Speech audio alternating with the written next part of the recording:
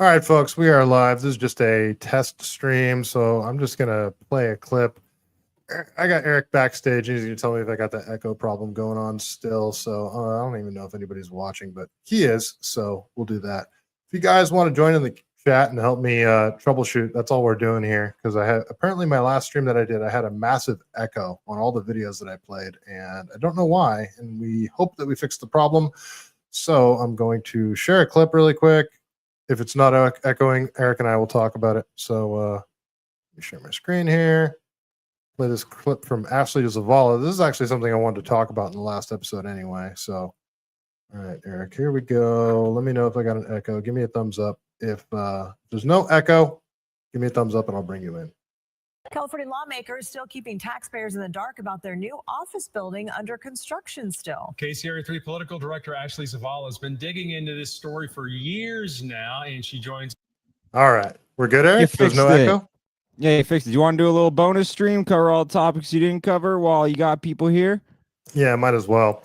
All right, you guys, jump in the chat, say hi. Let's we're gonna talk about some more California topics that I wanted to cover on my last stream that I just sort of ran out of time. I did 2.5 hours, but why not? Why not just do a little bonus stream just for funsies? You know, I got my buddy and my Mossad handler on online with us here.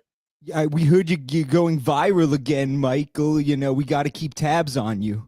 Hey, you know what? Did you do your joke, your soccer joke? Oh, yeah, yeah. So, okay, thank you. So I'll kind of tell the soccer joke because I can't tell. My name is Eric Abbenante. I do stand up, big time Jewish news producer by day, stand-up comedian by night. And so I do my show, Eric Abbenante versus the World. It's a live comedy political show. I do it kind of like the same time Michael does. So I was driving home after, the event, and I was watching Michael's stream, and I was like, oh crap, he's got the echo.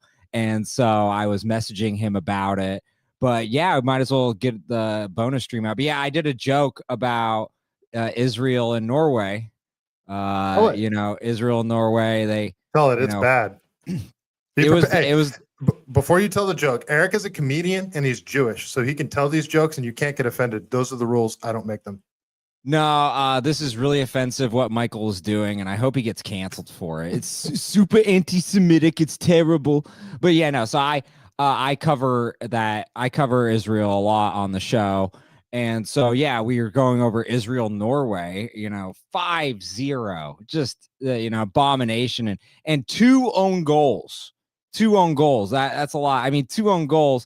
I haven't seen that much friendly fire since October 7th. It was just rough. Israel didn't follow through on their strategy, which was they were supposed to send them the pagers before the game, not after. And that was the big mistake. The announcers, they were like, Israel controlling Gaza is the goal. So my account just got suspended right now. Elon's actually DMing me, telling me that they're going to send me to go touch the wall. He's DMing you. Do you know any honeypots? No. Yeah. I've never been. I'm not important enough to get honeypotted yet. Did you get my text though? I rewrote your joke for you, and I guess you didn't like it. Out of pride, I would never do your joke. That's disgusting. But I appreciate you sending me that, buddy. That was really cool of you. I appreciate that. Can I read the rewrite of your joke? Yeah, go for it. All right. So it was everyone says the Jews aren't athletic, but did you know Israel has a soccer team? Unfortunately, they just lost 3-0 against Norway. It was actually 5-0, but Israel scored 2 of their own goals. Of course, Norway got credit for all the work, just like Hamas got credit on October 7th. Very good. Very good. Look at you. Why do I even need myself? So bad. That is so bad. It's not that bad. I did. Bad. So my first episode, for those of you who want to check it out, was on Charlie Kirk a week after the assassination. I thought we handled it quite brilliantly. And the jokes were wonderful. But yeah, obviously Charlie Kirk isn't the butt of the joke. I think that would be a little ridiculous. But you got to joke about the reactions to it and everything, and the whole media firestorm, and even saying there's we got to prevent free speech. There's a lot to make fun of there. I think I've probably lost like 1,000 followers since we started this stream. Oh, That's okay. easily. That's the goal. Every time I come on, end your career. Well, good thing this isn't my career. All right. Do you want to It talk sure about ain't the rest now. of the? I know. Yeah, go through it. Go through any clips you want, buddy. I'm here along the ride. I actually got a larger payout from X than I normally do on this last one. Did you? It seems like everybody did. Oh, I've been publicly critiquing Elon for too long, so my monetization has been removed, even though I still meet the requirements views wise. Are you serious? Yeah, and I was actually told by the premium support, yeah, that it was because of my Elon criticism. It broke the rules. Shut up. Really? Are you joking? No, I'm not joking. That's what they told me. And so I don't get the money anymore. And so they said it was because you criticized Elon? Yeah, and the criticism of Elon broke the TOS in some way. You're lying. You're lying. What? Yeah. No shit. Yeah, and so what Michael is referring to is like last year I got like around 1 billion views on X. It was way north of 750 million. It's somewhere between those two. But like, and so obviously I meet the requirements. But if you are critical of Elon, especially in the post Doge era, he really changed the website a lot. And then so that's why people are now, that Nikita guy paid like 10 grand to that one guy who did the Eve Jobs instead of the Steve Jobs, his daughter post. And then there's all this uproar about it, which is funny because it's a lot of people behind. It's like, if you didn't see this coming, yeah, obviously. I didn't know you weren't getting a payout. I mean, my payout wasn't huge. It was like less than $200, but I'm not complaining. It's money. All right. There's actually a clip that this is kind of a California topic, but this is like something you could chime in on that you might find interesting. This is a clip from Redacted. I'll share. Oops, did the wrong thing there. Let's see. So, did you hear about the geofencing thing that they're doing around churches? Oh, I did hear about this. Is this the Israel-related geofencing? Yeah. It's pretty crazy. So, all right. So this is from MJ Truth Ultra, and he says, "Update Charlie Kirk." He says something disturbing has come to light regarding Charlie Kirk's memorial service. Days after Charlie Kirk's memorial, Israel signed a $4 million contract with California company. That's why I put it on here because it's a California company. Show Faith by Works. That same company, Show Faith by Works, was behind what is described as the largest Christian geofencing campaign in U.S. history. After the memorial, TPUSA Andrew Colvett confirmed on Jesse Waters their show tech partners tracked 270,000 phones in and around the stadium. So 2 days prior to Charlie Kirk was assassinated, he lost a major donor because he wanted anti-Semites Tucker and Candace to speak at TPUSA event. Then after he died, TPUSA allegedly partnered with a company infused by Israeli government money to track everyone. Why? The math isn't mathing. Clip. I'm not alleging anything. I'm just reading what MG Truth Ultra said there. You want me to play the clip, Eric, or you got thoughts? I lost your audio. Yeah, play the clip so I can get some context. Okay. We barrel headlong into a permanent surveillance state in the United States. Something disturbing has come to light surrounding the Charlie Kirk memorial. Days before that event, Israel reportedly signed a $4 million contract with a California firm called Show Faith by Works. Now, according to new reporting by investigative journalist Brian Ferentz, that same company was behind what they described as the largest Christian geofencing campaign in U.S. history. After the memorial, even Turning Point's Andrew Colvett openly admitted this on the Jesse Waters show that their tech part. I'm going to pause this really quick. You guys, somebody in the chat, if anybody's watching live right now, can you tell me if this video has an echo? Just give me a thumbs up or a thumbs down, or just say no echo or there is an echo. Please let me know in the chat. Anyone that's watching. Their tech partners, had tracked more than 270,000 phones in and around the stadium. Watch. Break a little bit of news on your program, Jesse. Our partners that do sort of geotagging with devices, they told us that they tracked over 277,000 devices in the vicinity of State Farm stadium in Glendale, Arizona. Wow. 277,000. That's So that just gives you an unbelievable. idea of the scale of humanity out there. But Yeah, but it also gives you the scale of something darker. Like, how do you know that number? But these people consent to that? Just so you understand, people who came to the event to mourn Charlie Kirk were digitally tagged under the label of outreach.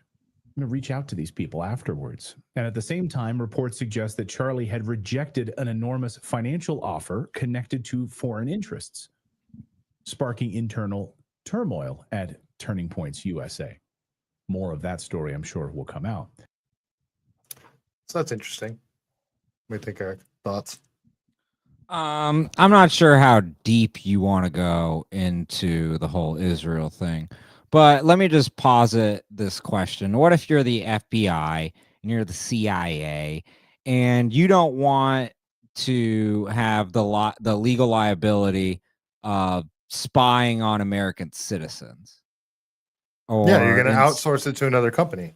Yeah, and what would that company be? You know, check my credit in the white, you know. But that's really like, Well, I mean, that's how Palantir was created. Yeah, so I think people, they get hung up on Israel as a nation, whereas I see it as a military outpost. It was, as Britain and America redrew the map of, you know, Africa, the Middle East, etc. They needed a little. Not everything's about outpost. Israel, Eric. We weren't even talking about Israel there. We're talking about digital surveillance. We're talking about the CIA there. And the thing that I said about Palantir, like that, this is how they created Palantir, because they're doing the total information awareness. That's the program that the CIA was doing. And then they got busted for it. And then Palantir was created. And they essentially outsourced that work to Peter Thiel. And for the first 5 years of Palantir's existence, the only client they had was the CIA. It's yeah, you know, and so that's what I'm getting at. Like when the mafia was reportedly involved in the assassination of JFK, it was just allegedly an outsourcing of the actual pulling of the trigger, so that they didn't have to say they pulled the trigger, right? And so that's kind of the same concept here of the spying on Americans. I still take it back to the FBI, the CIA, etc. But they're gonna find different avenues to do it now. That's my theory. What up, Maddie Bracco? Maddie, were you watching when I played the video by any chance? Because you're the only person in the chat right now, and I'm trying to. The whole purpose of this stream that we're doing here is to see if there's an echo when I'm playing videos. And to be fair, Michael doesn't believe his Mossad handler / APAC guy, and there's a reason, because you know, Mossad handler, APAC guy. Play the clip so that Maddie can hear it. So you can trust him. Let me go to another clip then. So Maddie Bracco, can you hang out for just a couple of seconds while I play another clip? See, he's good people. Yeah, play it. Maddie, you're my I need you right now, bro. You mind hanging out? I'm gonna play this clip from Ashley Zavala. Just tell me if you hear an echo. This was a story that I wanted to talk about too, because this is a California story here. All right, so all right, thanks, Maddie. You're the best. All right, let's see. All right, this is from Ashley Zavala, and this is about this government building that California is building, and the funding is super secret. So Ashley Zavala here says, I've asked California leaders, is this really okay? CalLedge won't tell taxpayers how much they're spending on this massive new office building that's under construction right now. Reached out to Assembly Speaker Scott Rebus, Senate Pro Tem Mike McGuire, and Governor Newsom. So this is a clip from Ashley Zavala. Maddie, let me know if you hear echo. California lawmakers still keeping taxpayers in the dark about their new office building under construction still. KCRA 3 political director Ashley Zavala has been digging into this story for years now, and she joins us with the latest information. Golston, this project is clearly progressing in front of everyone's eyes. No echo. We fixed it. It was the mix minus thing, Eric. You're the best. Yeah, see, big time Jewish news producer. I told you, I get these things right. So yeah, I solved your problems. That is 10% interest for the rest of your life. You know, Sounds and that's just how it works. You have to kiss the wall. You have to go there now, and we're expecting multiple donations to Israel like this month. And I'm sorry, Michael, but we need it now because that's the price of, you know, fixing this. And by the way, Matt, don't we both sound great being on Roadcasters? I mean, he used to sound terrible, and now his takes are terrible, but he sounds great. Quality is just very high. I don't feel like my audio is that much better, but I could be wrong. All right, I'm going to continue the clip. Makers are not prioritizing the need to keep people informed about it. It has been at least 3 years since they provided the last cost estimate of about $1.1 billion. And even then, that figure makes it one of the most expensive buildings in the United States. Here's a look at what the construction looks like so far. The structure looks like it's pretty much set. Glass panels are going up on the facade. All year this year, I've been asking the group of Democratic lawmakers overseeing this project for updates. That group, the Joint Rules Committee, earlier this spring told us they would provide a public update on the project at some point this year. That never happened. Lawmakers wrapped up their work for the year and left Sacramento last month. The chair of the Joint Rules Committee, the leader of it, Assemblymember Blanca Pacheco, would not comment when I asked her about that situation. Since June, I have been requesting... where they were like saying, "Oh, it still hasn't been updated." Well, at my show today, I asked my guest about California and, you know, why they didn't use seawater. And when I explained to them, like, you know, since the early 1900s, they could use ocean water to put out fires, and all the houses are on the coastline. He was like, "Yeah, why didn't they do that? They're idiots." You know, it was just so common sense when you explained it to them. And yeah, so I'm sure it must be confusing for you, because it's like, God, everything in California could just be fixed with like a little bit of common sense. Why don't we have it? Well, they did bring in 2 super scoopers from Canada, but certain aircraft is only designed for fresh water. And if you use salt water in the aircraft, it'll fuck shit up, you know. And they use and I'm not saying that, you know, if you can put out the fire and fuck up the, you know, who gives a shit about fucking up the aircraft? But that's the reason behind it. The other reason they give is that, you know, you're basically salting the earth. You know, plants aren't going to grow back. But I mean, that's not exactly true, because it's not like a huge amount of salt that you're dumping on it. Not to mention, it's probably better than what the Tesla batteries catching fire are doing to the land. So I sent you a clip on your DMs exactly related to what you're talking about. Well, a drone damaged one of those super scoopers. So they had two. I saw that. They had 2, and then they were down to 1. So and I have a whole thread on the super scooper, but I forgot you were one of the people who is very knowledgeable on this subject, so I don't have to, you know, belabor your audience with that. Well, I lived through massive fires, and I was evacuated for 5 weeks. Remember? It was I think this was before we met, though. This was in 2020. This was like before I was okay. Yeah, so we had the CZU fires up here in August of 2020 when I was living in Ben Lomond, and I mean these fires were almost four times the size of the Palisades fires. These fires were massive, man. I was evacuated for 5 weeks, and the hotels all around the area jacked up their rates to like $200 a night. And I just had to come out of pocket for it. Meanwhile, I'm still paying rent at the same time.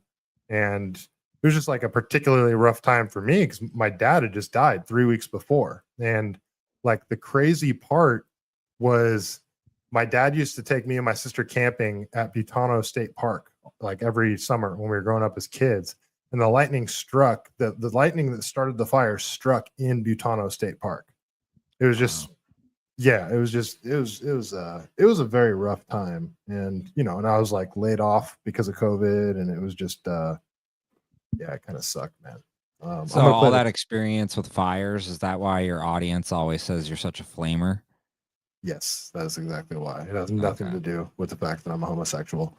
Okay, cool. I'm not Okay, I was gay. I'm trying just to clear kidding. I'm that not up. gay. I'm only gay for Eric. Well, when he was campaigning in the what was it, the sirloin or the tenderloin, or what do they call it? The Castro? Sorry, I was confusing. that wasn't even my district. Never went there. Why'd you campaign there then? I wasn't campaigning. I was just there for fun, dude. I was hanging out with Scott Wiener. Yeah, you weren't campaigning, but you're referring to yourself as the mayor of the Castro, so it was confusing to me. I'm gonna play this clip that you just sent. Even though The it's super screw. This made me laugh so hard when this happened, because just to set up what Michael's talking about. So it's like, okay, we finally have 2 super scoopers. We're gonna get stuff done finally, and then some jackass with the drone. Is that what it was? Just some random dude flying a drone? Let's listen. The FAA is investigating a mid-air collision that happened between an aircraft, a key aircraft, obviously used in fighting the Palisades fire, and a drone that shouldn't have been where it was. It was flying in restricted airspace. And as a result, one of these, it's one of 2 so-called super scooper planes, has been taken out of commission for repairs. These are planes that are so essential in this fight. They can scoop up more than 1,500 gallons of ocean water and drop it on active fires. And they work with almost surgical accuracy. CNN's Pete Montine joins us now. Pete, what exactly happened here? Well, to put it simply, this was pretty brazen and could have been a whole heck of a lot worse. The restricted airspace has been in place over the LA fire since Tuesday, a safe space for aerial firefighting by effectively creating a no-fly zone for other aircraft. And now the FAA wants to know how a drone ended up in there. It was hit by one of the air tankers helping out from Canada, a Canadair CL-415, better known as the Super Scooper, that has been vital to this air attack. They fly out to the Pacific Ocean, load up on about 1,500 gallons of water, then swoop back in and drop that water on their target fire. This is the exact plane in question, known as Quebec 1. And these are the photos from the Los Angeles Fire Department. You can see the hole in the leading edge of the wing there. That is where the drone apparently impacted this plane. That's all bad, man. I believe the fuel is stored in the wings as well. My joke was that it was Gavin Newsom's drone. He's like, because he wants to take over all the Palisades, so it's like, let it burn. He wouldn't take out his brother's plane. Justin Castro. Are they gonna Eiffel Tower Katy Perry? Bro, Eiffel Tower is an architectural term, by the way, for your people mind in the gutter. It's absolutely not. And it's a diplomatic term. Somebody made a joke saying, "I just can't believe Katy Perry is going to birth Fidel Castro's grandson." Yeah. Well, it is. I love that theory. It is fun. They did meet. You've seen the picture of his mom, Justin Trudeau's mom, standing next to Fidel Castro, next to her husband, and she just looks smitten. She just looks completely smitten, staring at Fidel Castro. And then, dude, Justin Trudeau and Fidel Castro do look a lot alike. It might be my favorite conspiracy theory. Let me see if I can find it. I do have a whole. It's so annoying. The search function sucks. On Twitter? Yeah, when I'm looking for my own stuff, it's so annoying. Because I even remember keywords. Okay, I found it. This is before I had big followers. And I literally had to part 1, part 2 it because I wasn't verified back then. This shit's good. Okay, I'm telling you, play this. Okay, right, these are good. Okay, this is literally on this subject. I have rare archival footage of Margaret Trudeau talking about none other than Fidel Castro. You can talk about a picture. This video speaks 1,000 words. But yeah, this is I want your opinion on. I don't think you knew me back when I made these. All right, let's talk about Justin Trudeau's dad. The media wants you to believe that Justin Trudeau's biological. Why do you sound like that? I sound like that now. What do you mean? Oh, no, you sound extra Jewy. You know, very anti-Semitic question. Why do you sound like that? Why do you look like that? Why do you moan like that? It reminds me of Ari Shaffir when he goes into the Jewish grocery store and he's like, "Why do you all sound like that?" Yeah. You're not respecting my culture, okay? All right, let's play this. If you see Father the nose isn't Fidel Castro, but Canadian Krusty the Clown over here. Spare me. Child arrived just the other day. He came to This the is world gold. in the usual way, but there were planes to catch and bills Oh, to you're playing pay. Cat Stevens. He learned to walk while I was away, and he was talking for I knew it. And as he grew, So he'd good. say, I'm gonna be like you, Dad. You know I'm gonna be like you. I love this song. If the Cat's in the cradle and the silver spoon, little boy blue and the man on the moon. When you're coming home, Dad, I don't know when, but we'll get together then. You know we'll have a good time then, yeah. You know Look at him we'll have a Prime Minister good Trudeau's time visit then. to Cuba this week was Oh, she's regarded hot. as a bit dicey politically. His entourage thought that Who is that? She is gorgeous. I Look at don't her. know, some CBC chick from 1976. But yeah, I kept that in because I was like, okay, she'll get attention. Look at her. Yeah, she's gorgeous. Look at her eyes. the trip came off very well. They were very impressed by a certain quality of Premier Castro's and its charisma. She said Fidel That was one. the sexiest man. That's the picture I'm talking about. Look at her. She loves him. Dude. It gets Castro way worse. railed- That ain't even the highlight of this video. Fidel Castro definitely railed Justin Trudeau's mom. At a minimum. Father? Oh, 100. Not sure. She got railed by Fidel Castro for sure. Look at that. Look at her hand. Oh yeah, 100%. Yeah, that's the evidence. She spent the whole time flirting with him. Oh, what a charmer. And you know why he's in power. He has got charisma coming out his ears. What a charmer.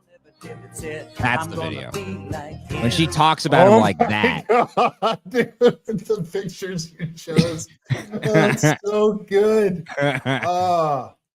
Dude, you know, if Katy Perry and Justin Trudeau have kids, they are going to have some handsome or beautiful children. You know that, right?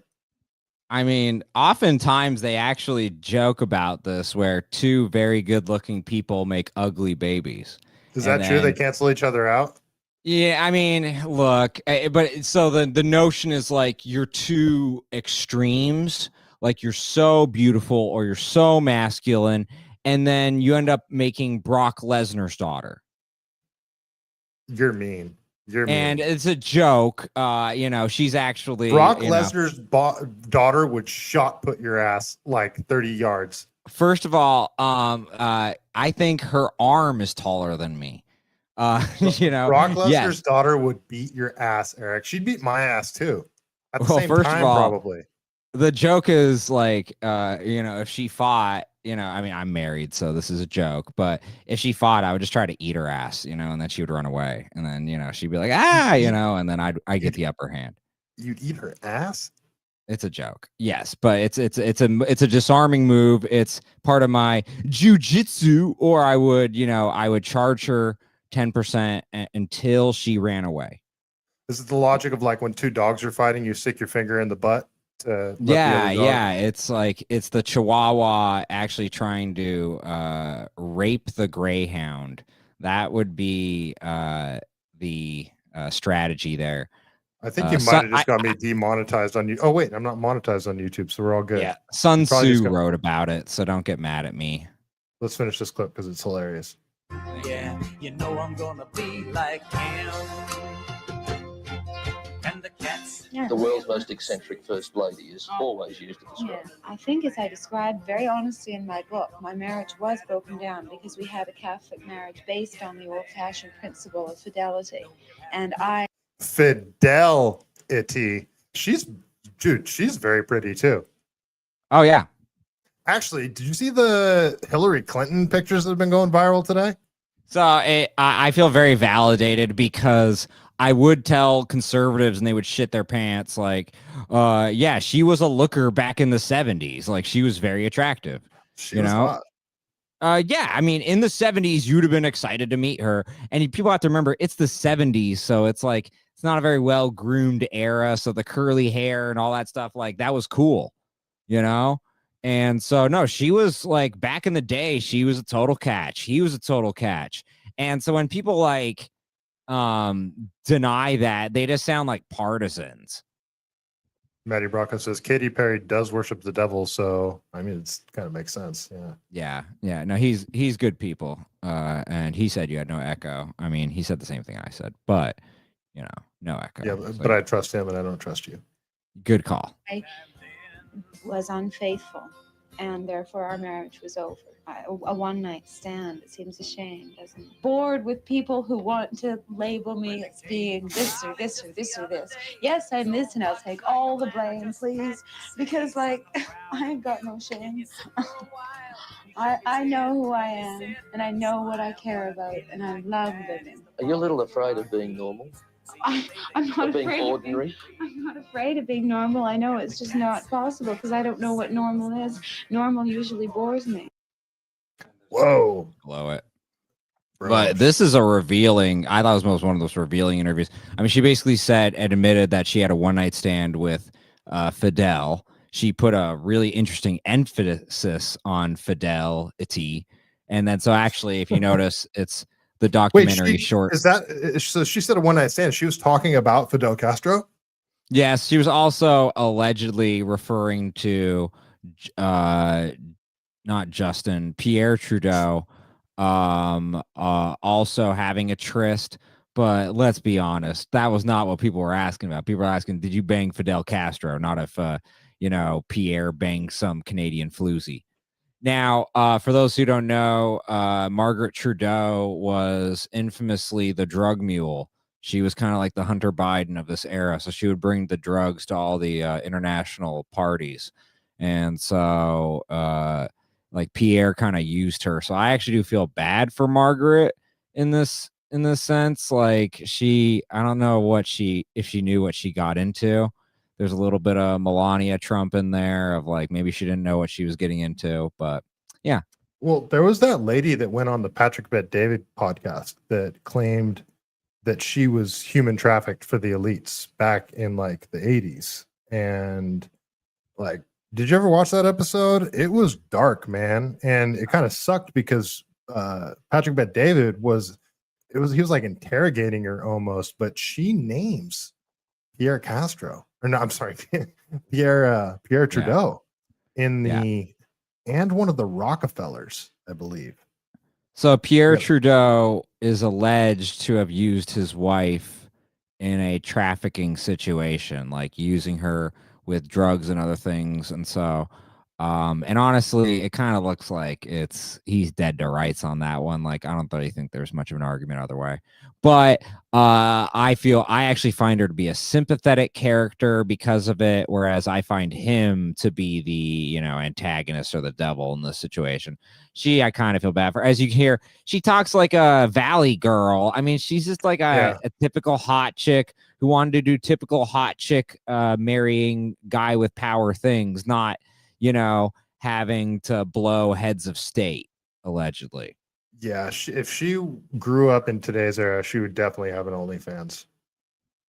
And you would subscribe to it. I would go the other way. If she was in this era, she would have tried to have been Meghan Markle. That's the chick's name. She's ugly, though. Oh, wait. Who am I talking about? Oh, never mind. I thought you were talking about. You have high standards there. I thought there. I don't think she's super hot, but I thought you were talking about freaking Angela Merkel. I'm saying the exact same thing. Have you seen the body on Merck? No, I'm just. I got Das Booty. You've got a type, that's for sure. Yeah. All right, bro. This is thanks for fixing my audio problem, but that's like all I got tonight, man. I got to be up at 5 a.m. So Okay. Well, let's do an actual episode like during the week. I don't care if it's late at night. Well, have you donated to Israel? Sure. Okay, then we can do it, Michael. That's great. You're gonna Now, get me suspended, bro. You're still being charged interest every second that you are on the line with me. More interest is charged. Man, I'm never asking you for change because all the ridges on the coins will be gone. It's not called weesery. It's called usury, as in you have to pay the loan, okay? Or think else it's I hilarious. have to wake. I think it's hilarious because like the most anti-Semitic stuff that ever gets said on my show always comes from you.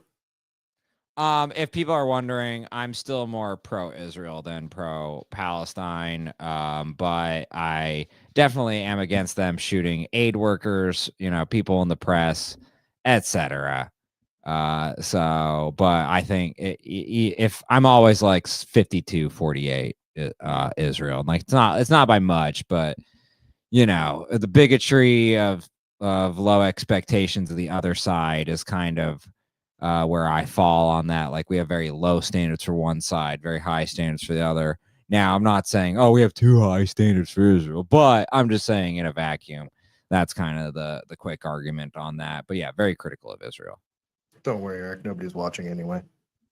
I know, but I am your Mossad handler and your APAC guy, and I need to talk like this. People are gonna think you're serious at some point. Never happened in my life. Are you Ashton Forbes Mossad handler? Can you catch me up? Who is Ashton Forbes? He's the MH370 guy. The plane that disappeared. The plane guy? Oh, okay. Yeah. Yeah. It's the super nerdy guy. People say that I look like him, but I'm a little less nerdy looking. But he's just been absolutely crashing out over the Charlie Kirk stuff, over like anybody. I mean, like I can kind of understand people getting upset with Candace Owens because she is going pretty hard in the paint about it, being like very accusational. But like I'm not going to be super mad at her, but dude, he isn't just crashing out about Candace Owens. He's crashing out about Candace, Tucker Carlson, Dave Smith. He came at Clint Russell, and like, dude, they're just coming at it from the point of like, hey, stuff's not adding up. Like, they're not saying Israel did it. They're saying like, dude, there's a lot of holes in the official narrative that we're being told, and we are just asking questions. We are like trying to get to the bottom of this, and he's just like flipping out in like to the point where it seems weird. Like it seems, yeah, like look, I'm not sure who did it, obviously, but you should be allowed to say Israel did it, even if I disagree, because that's called America and free speech. Right. But what you just said right there is like, I don't know who did it. Like that's one of his like gotcha things. He's like, okay, then if Tyler Robinson didn't do it, then who did it? And if you're like, I don't know, that's who did the it. most Like, insane. there. It's like, okay, if he said that to me right now, and I now that I look, he kind of does look like you, so it's very easy to picture this. But if he was saying that to me right now, it's like, look, the lone gunman theory is literally a 0% theory at this point. Okay, so Sirhan was not the lone gunman who shot RFK Jr. Lee Harvey Oswald was not the lone gunman who shot JFK. You can go on and on and on from Medgar Evers, Malcolm X, MLK, all the lone gunmen that were presented to us. Not a single one lives to tell the tale in terms of credibility. So how the hell are you expecting me to believe that this 22-year-old kid coming from Gen Z, the same Gen Z who is afraid to get their driver's license, who can't even get food without Uber Eats, you're telling me he shot him from 200 yards away? You're out of your goddamn mind. I don't believe it for a second, Ashton Forbes. I don't have to be pro or anti anything to not believe this story. You're insane. Well, somebody made the funniest parody account. It's his picture, and it's called Crashed in Orbs. Oh yeah, that's he's got a very unfortunately easy to meme kind of a name. Oh, is he the Yeah. one who calls himself the Bear Jew when he gets people banned? Yeah. I don't like Dude, that. I heard Yeah, him I don't say like that, but I don't even think he's Jewish. Like, I don't get it. The whole thing is super weird, and it sucks because he came on my show and we had a great talk. Like, we had a great conversation, and I really liked him. He was on my This show is like 2 how years ago. Ben Shapiro created Nick Fuentes. Wow, look at you. No. You created him.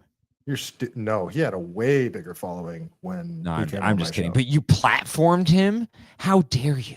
Well, dude, like tons of people that he's now attacked. He was on Candace Owens' show.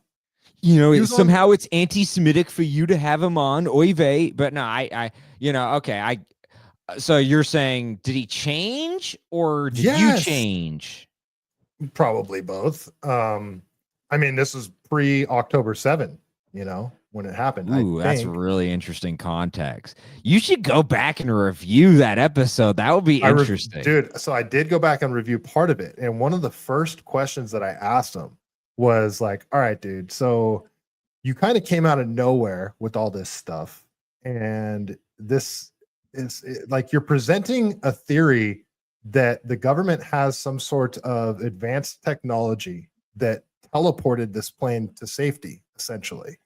And whoa, wait, that was him? Yes, that's his theory, dude. Well, I mean, I'm butchering the theory. I'm not like giving it its due diligence, but the thing is, I asked him, I was like, dude, I gotta ask, are you a Fed? Like, are you?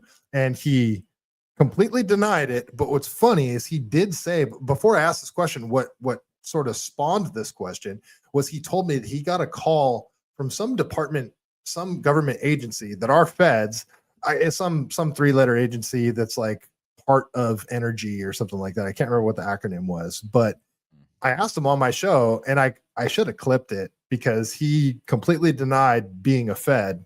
But like that, dude, before any of the Israel stuff was on anyone's radar, or I think it was before October 7th, like I asked him that because it just like, it did seem a little off to me, but I didn't want to just accuse him of being CIA or whatever. But like my first thought was like, dude, is this guy on the level here? I mean, this is a bit odd because he did like come out of nowhere with all this stuff, and he did like insurance booking or something before that, like medical, and I don't remember what it's like, some blue collar job. He's not a scientist, from my understanding. Like, where did it like? Why did this become your thing? And now his thing is, I mean, he still talks about MH370, but how much can you beat that dead horse? So now he's talking a lot about 0-point energy is what he talks about now. 0-point energy, which is a super interesting topic. I mean, it is a very interesting topic, and like I talk about, like Gavin Newsom's on this whole green energy kick, right? Like he wants to use government money to fund he wants to give like no bid contracts to do like offshore windmills and solar and battery plants for all this energy to store it and shit like that. But I always I'm just like, dude, this isn't efficient. It's not practical. There's lots of waste involved with all these green energy initiatives that you want to do. Like, why isn't anybody, if like this whole green energy movement is so serious, why aren't we pursuing a technology that isn't known yet? Like imagine if every household could have a little box. I'm not saying this exists. I'm just saying, like, imagine imagine the repercussions of if you could go and buy like a little box that like you can plug your house into it and it'll power your whole house, and it doesn't like need a power source input. Like it creates its own energy. You can plug your house into it, just like a little box, and then boom, you don't have to, like, all you have to do is pay for the box. It powers your house. You don't have to pay for power anymore, and everybody can buy them for their individual homes, and it could power all sorts of things. Well, what would that do to the energy industry? What would that do to big oil? What would that do to coal? What would that do to wind power, to all this stuff? Tesla. It's just, imagine. So what incentive is there for the government to actually find this type of technology and would they actually do the opposite and suppress it? You know, so the 0 point energy thing is a super interesting topic. And like, I really liked listening to Ashton talk about that stuff. And dude, up until this fucking crazy crash out about Charlie Kirk, like, dude, he seemed super cool. Like he would flip out on people every now and then, and he calls people like super mean things. He came at me because I finally like he came at my boy, the piano guy, freaking the Foundering. I don't know if you know him, the Foundering. No. He's a local Santa Cruz guy. He's one of my first guests, man. He's like brilliant on the piano. He does ragtime piano, and he's like a genius. Like this dude is highly intelligent, super high IQ. And first he came at Clint Russell, then he came at Dave Smith, and then he came at him. And I'm like, all right, dude, that's my final straw. Like this is a local. Then he came at my boy, and that is ironically, dude, I told him, I was like the phrase that we use over on my neck of the woods. What? You know, first they came for the whatever, and then they came for the Jews. Yeah. Yeah. First they came for Dave Smith, and no one said anything. Yeah. Well, dude, so like before my Charlie Kirk episode, which was my most involved episode, and I really wanted to treat that like with respect because it was about 10 days after, I think, maybe a week after, something like that. And like I postponed doing an episode because I really wanted to make sure that I did my due diligence to you know, appreciate Charlie, appreciate all he did, and not be too conspiratorial about it, but talk about like all the things that aren't adding up to me. And I broke it into 4 different parts. And I DM'd Ashton before. Like I DM'd him like, hey man, like I see basically that this is like a very sensitive topic to you. And this is like before he started going super crazy. But I saw that like, you know, he wasn't appreciating what Candace was doing. So I was like, hey man, I'm just going to let you know, like I'm doing an episode about this and I am going to talk about the things that aren't adding up to me. Just wanted to give you a heads up. You're the man. I appreciate you. Like all the stuff that you do. He didn't respond. And then he actually liked my episode. Like he gave it a thumbs up. I'm like, okay, all right. So we're cool. And then he just kept fucking coming at people, dude. He just kept coming at, like, I almost said some shit when he came at Clint Russell. Cause dude, Clint Russell's like the nicest and coolest dude. He's not trying to he's not doing the Candace thing, man. He's like very respectful of Charlie Kirk, and he's very respectful of everybody. And I've never ever seen Clint Russell like actually get mad and like go off on somebody. He's like a super low-key chill guy. Not to mention is like he's going through a real rough time with his dad right now, man. And it's like Clint's just a good dude, and he's Californian. He's from San Diego. He's out in Florida now, but he's been on the show twice. Like he's one of 2 people that I subscribe to on X because I appreciate him so much. Like he's a very good dude, and yeah, what are you, his agent? No, I'm just kidding. But okay, so with Ashton, like I do find it ironic now that you explained the full context. I really do appreciate that. So this guy who has honestly a cockamamie. Like I don't say conspiracy often, but this is a conspiracy theory, not the actual conspiracy fact of 2 people premeditating to commit a crime. The actual definition of a conspiracy. No, the Operation Mockingbird definition of conspiracy theory. He actually had a genuine conspiracy theory, crackpot, tinfoil hat theory about MH whatever. And now he's going to turn around and try and tell a bunch of people that they're committing misinformation. I find that so hypocritical. I don't want him as a representative of my people. I'll tell you that. Like he makes us look terrible. You know, I as your Mossad handler, Ashton, I don't like it because I'm an actual bear Jew. Okay, I'm half Italian. Okay, I'll mess with you, Ashton. So you know, I mess with you. It's not an actual threat. These are all jokes, kids. But come on, Ashton, you don't really got it like that. You have 0 testosterone. No one's like, oh my God, the bear Jew. No, teddy bear Jew. Now, please. Stop with banning people, allow people to have free speech. You're making us look bad. Well, it's weird too, because like, dude, me and my buddy Lonnie, his name's Danger in the comments a lot. Like him and I disagree vehemently on a lot of stuff. We've been friends for like 20 years now. And like, we disagree all the time, but it's always just like, I don't think we've gotten mad at each other about other stuff, but not about like politics, you know, and conspiracy theories, like topics that we don't agree on, like ideas that we don't agree on. And it's like inorganic. Like, why are you getting so mad about somebody that you don't really know having, like, I don't know. It's just, and like you said, like, dude, you had a big conspiracy theory about the government having secret technology that teleported a plane to safety to save the people on board because they were the people that were on. It is actually a really interesting conspiracy theory, though, and I'm like, I'm here for it. Like, I want to hear it. Like, I love conspiracy theories. Once you're like, yo, and then Nightcrawler from X-Men came out and transported the plane, it's like, let's you know, go over to the kids' table, please, and shut up. So it's yeah, with him, it was like I was actually appreciative of you explaining that, because it's like, this is the guy who self-deputized, gave himself the sheriff's badge on the internet. Really? Like, he's one of the last people who should be allowed to do so. There should be, you know, I don't even like those community note things. They should give his ass one all the time. And I agree with you, dude. I have like friendships with anti-Semitic, like blatantly anti-Semitic people, so that I, like, one, can learn, and two, it actually gives them a positive experience. Like, hey, at least one Jewish person is cool and can talk to them. And yeah, we can disagree on things. Like, I have this one friend who's insanely anti-Semitic, like, just gets rabidly angry whenever you just mention Jews. His name is Michael Oxford. No, I'm just kidding. Great setup. Great setup. That was fucked up. I was wondering where you're going with that. No, yeah, it was a good setup. No, but I have friends like that all the time, right? And I love that we disagree. You know, I hate agreeing all the time.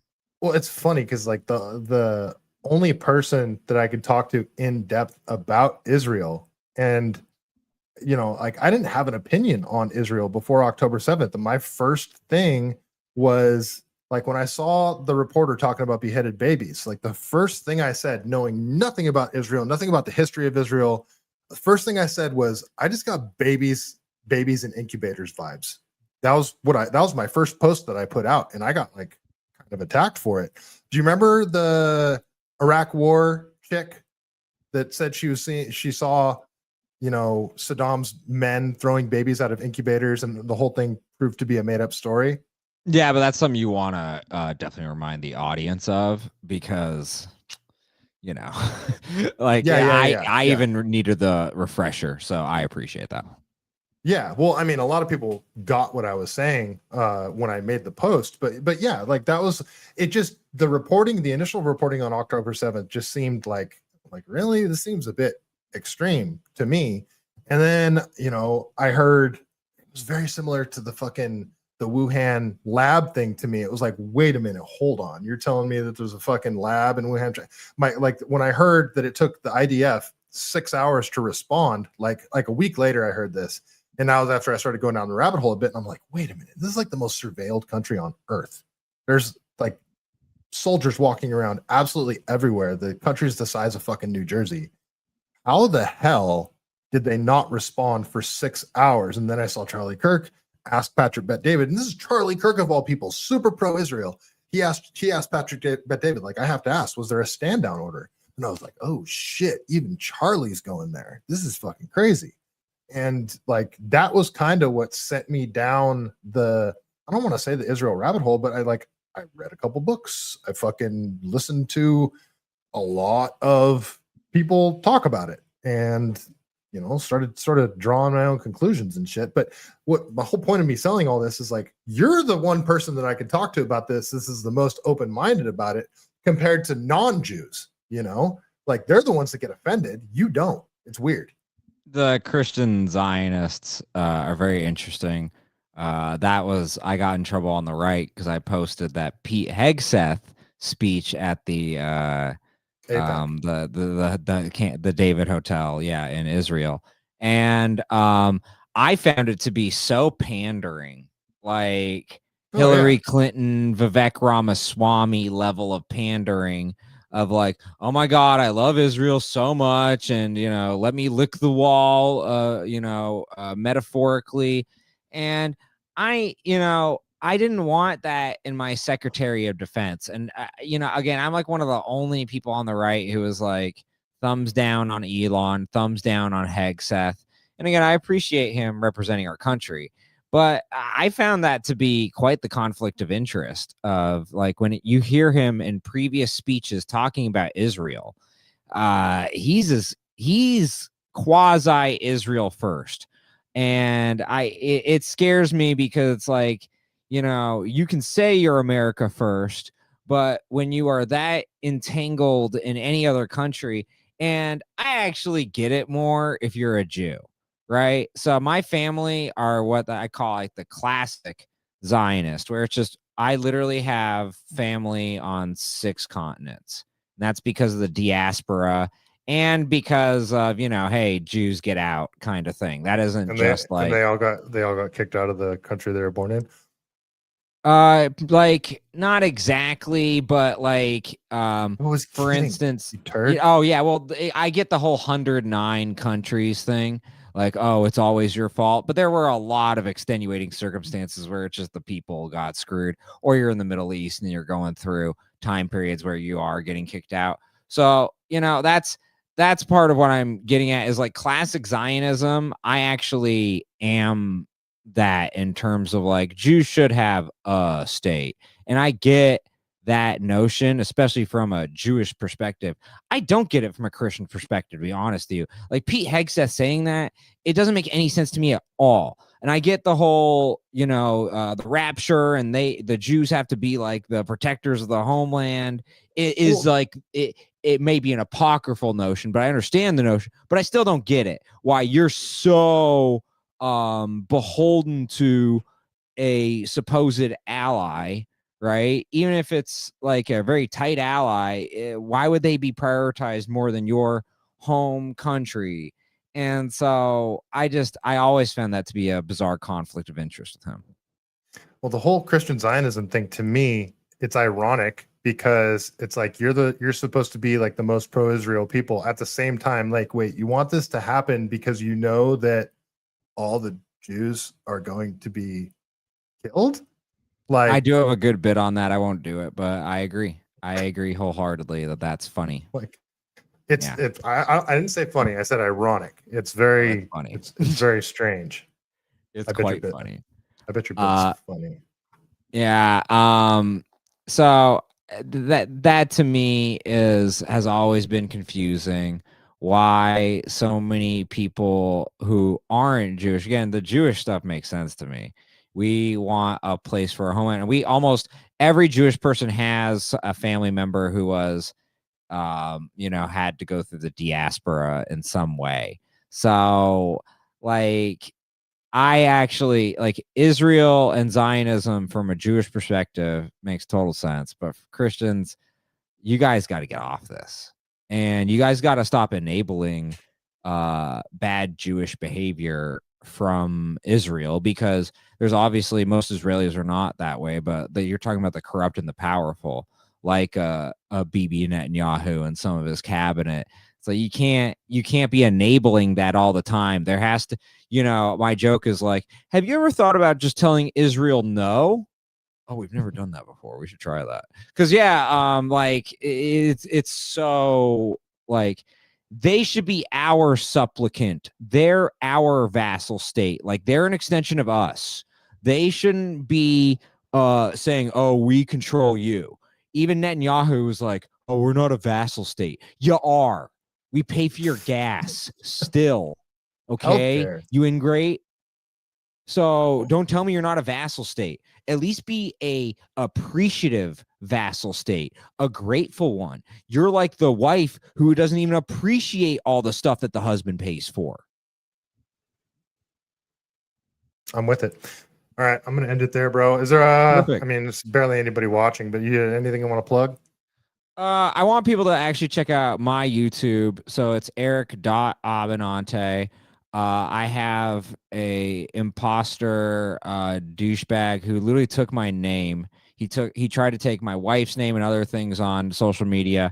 I've gotten most of them banned, but he still has my name, Eric Abbenante, on YouTube. So report that one until it's gone. And then once I have it, don't report it anymore, for the love of God. But Eric Abbenante, I have my show, Eric Abbenante versus the World. You can check out my Charlie Kirk episode. Very funny Charlie Kirk jokes that were actually respectful, but also very funny. And then some not respectful, but those were even more funny. And then we did this week Jimmy Kimmel and the government shutdown, covered both of those. The Jimmy Kimmel chunk was really short, but really funny. That was one of the best moments. And yeah, so we'll be coming back for more. And yeah, you can just check out my work. Eric Abbenante, I'm certainly the only one, especially now that I banned my imposter asshole, from trying that. So appreciate Go. I come on because he's a real one. He actually believes in these things. He isn't trying to do it for money, and he has heart and integrity. And unfortunately, that's why Mossad is having trouble buying him. But we're going to keep working on it. Now, we said $7,000, Michael. We might have to up it to 14. Can we buy your soul for $14,000 per post? Yeah, just let me know when the shekels are in the mail, bro. Okay, cool. The BB bucks. Yeah, if not, you're getting a pager. So, okay, cool. Appreciate you. Cool. 14,000. I'm expecting you to start going even harder than Ashton Forbes. You guys look alike, so that'll work out great. Bear Jew and then an actual bear. So very good. And then Maddie Bracco, you have a great sense of humor. Appreciate you, bro. If you ever follow me on my stuff, and you'll see some good humor. I'll follow you back. Just message me, Maddie Bracco. Anyways, peace out. Right on, brother.